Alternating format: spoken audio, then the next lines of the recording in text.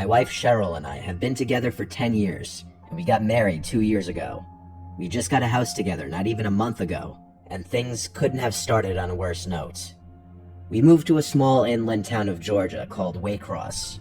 That's all the details I'm giving though, to avoid any more possible issues.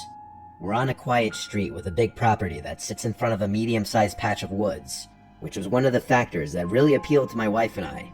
We plan to adopt a dog and raise kids here, so we wanted a big property for the dog and kids to play around on.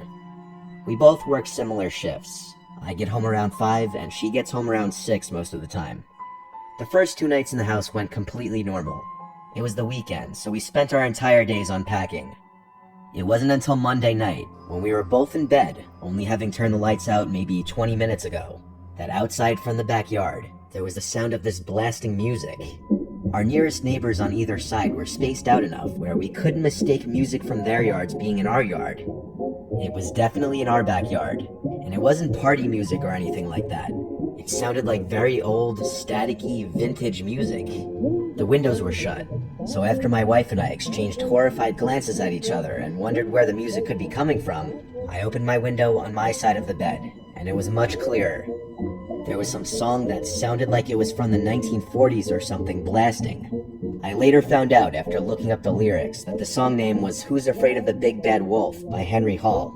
It has a slight eerie vibe to it for some reason, even though it was meant to be a happy song. But at the time of listening to it coming from our backyard, it was nothing but downright horrifying. We were still learning the house, but we figured there must be a backyard light switch downstairs. I ran downstairs to the back door and flicked the light switches next to the door, and one of them turned on the backyard lights. I didn't see anyone in the backyard.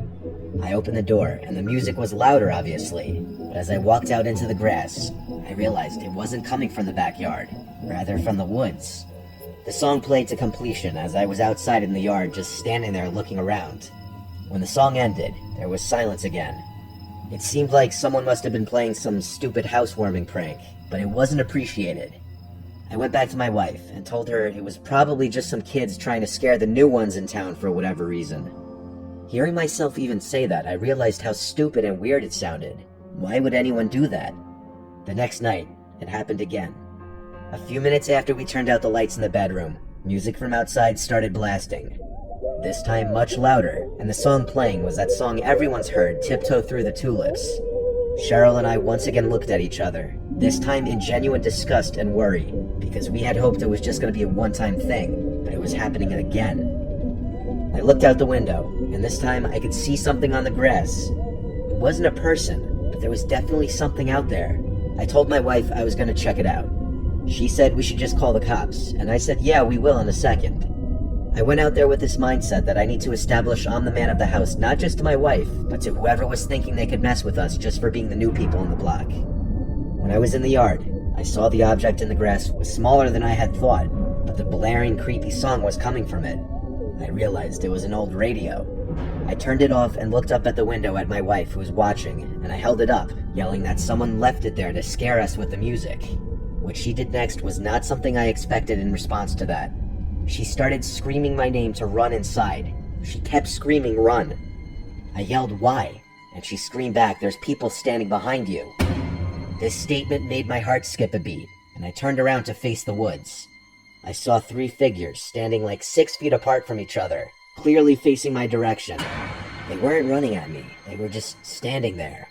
I yelled, "Oh shit," and ran back inside the house, slamming the door behind me. My wife was upstairs, hysterical, crying already. I told her I'd call the cops, and I did. They arrived thankfully not that long after. All the while, we were scared to hear knocks at one of the doors or windows. My wife and I desperately explained the situation to both of the police that arrived, and I showed them the radio on the ground.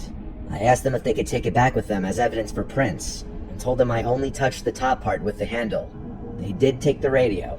They also checked the front of the woods with their flashlights for a few minutes, probably just as a deterrent to the people in the woods to stop their behavior if they were still there. When the police left, honestly, we went right back to feeling vulnerable and scared. But thank Christ the people never returned. This was only a few weeks ago, though. God forbid they came back, I'd try to get it on video.